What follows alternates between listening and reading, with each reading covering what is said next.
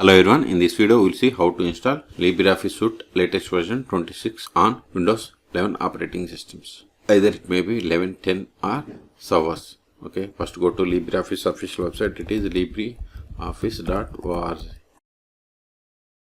Click on download, then select download LibreOffice. Then select Windows 64-bit. Then click on download.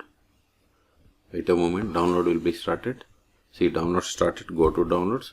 See here, its size is 355 megabytes. Wait until download completes. Once download completes, then we will install this MSI file. See, download completed. Click on this MSI file. Click on next.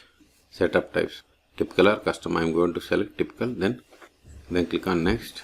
If you want to create a shortcut on desktop, you have to keep this one.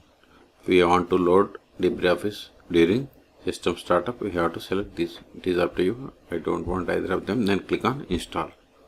See, installation has been started. Installation wizard completed. Click on finish. Now go to show applications, all applications. Then go to LibreOffice folder. See, here we have the LibreOffice.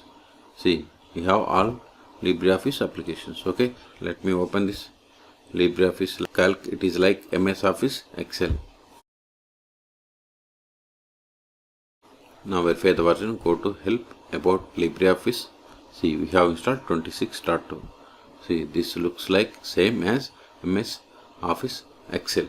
Okay, so in this video we have seen how to download and install LibreOffice latest version 26.2 on Windows operating systems. Okay, for more tutorials please subscribe my channel. Thank you.